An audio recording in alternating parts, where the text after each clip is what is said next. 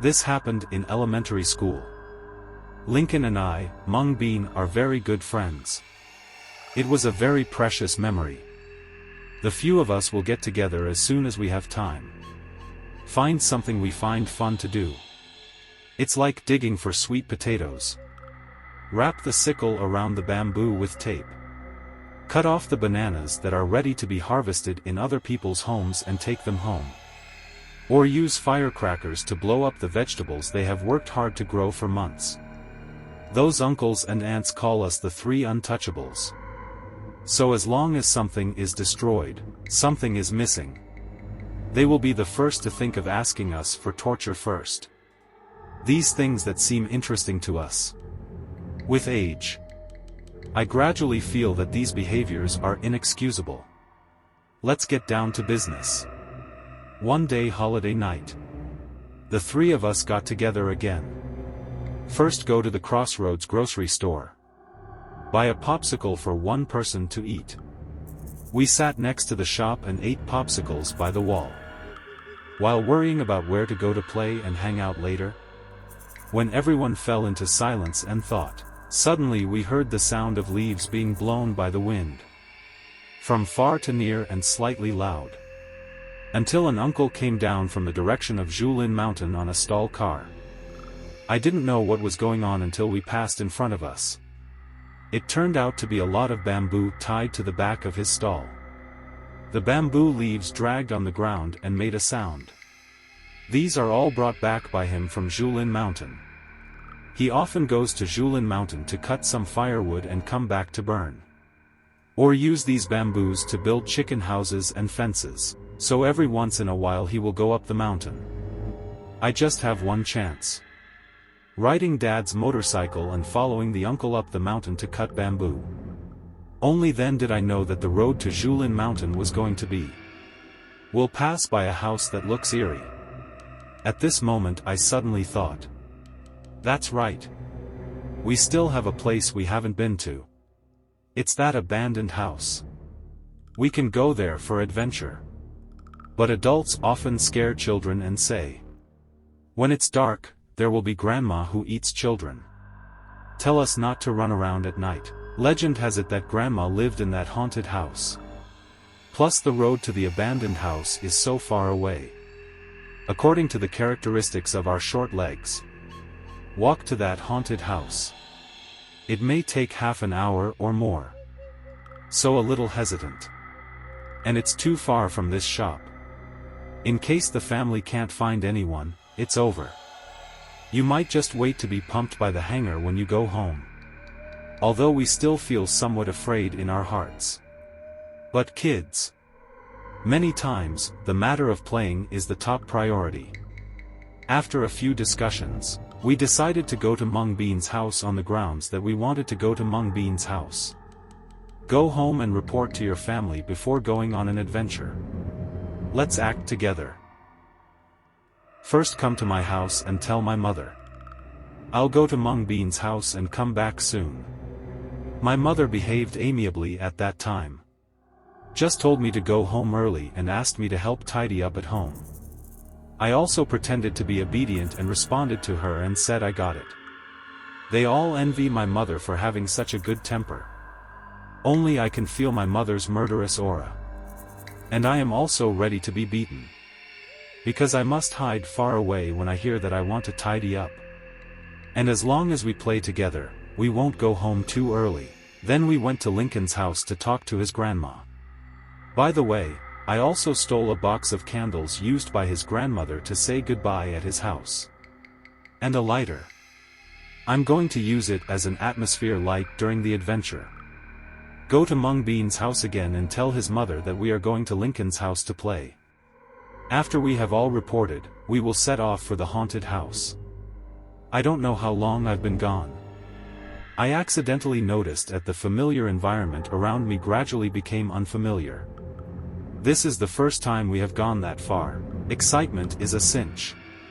We fought and chased each other along the way, talking and laughing. Discussing what might happen when entering that haunted house. But when we saw the abandoned house. But he was frightened by the gloomy scene in front of him and flinched a little. The pace gradually slows down. The appearance of the house is old and old.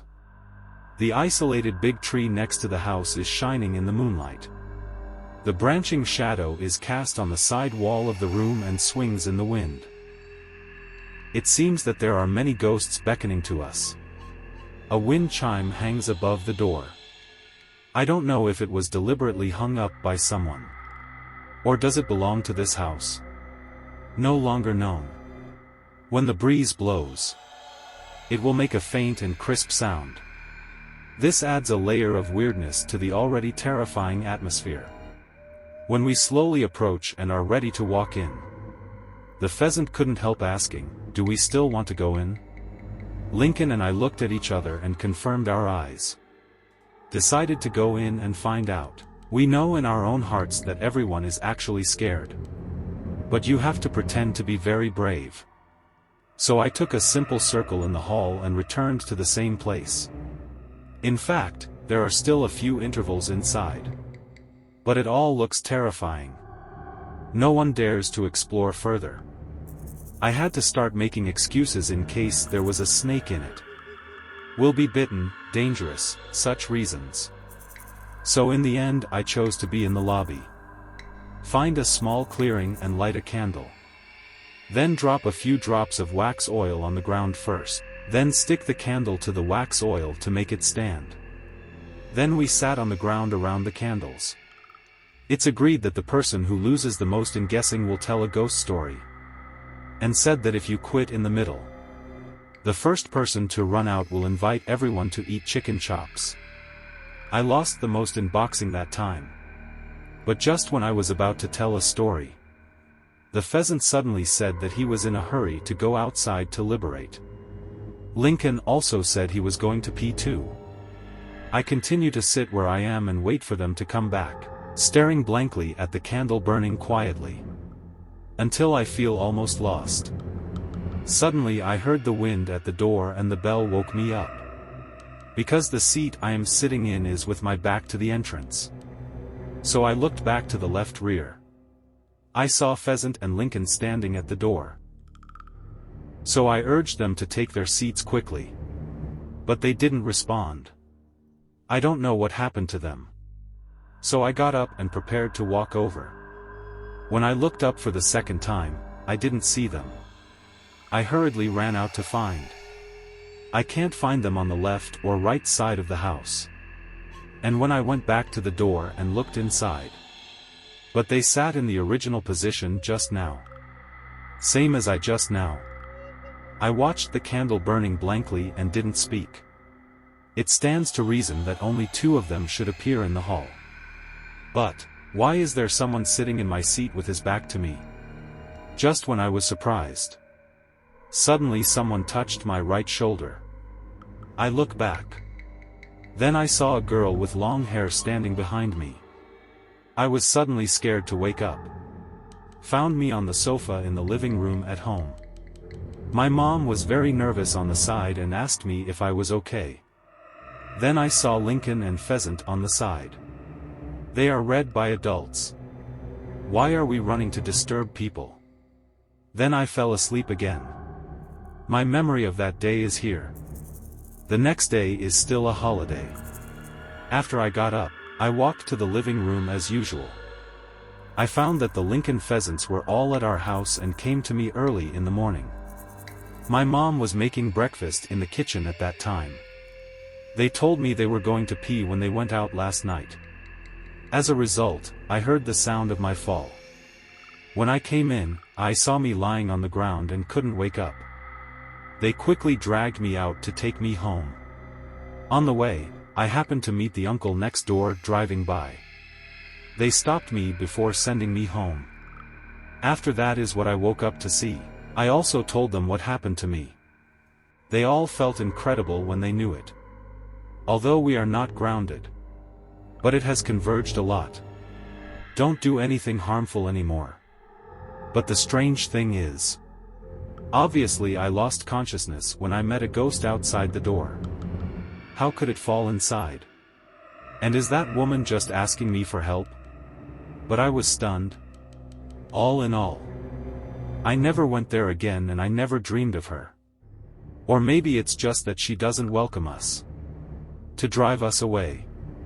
That. Why me?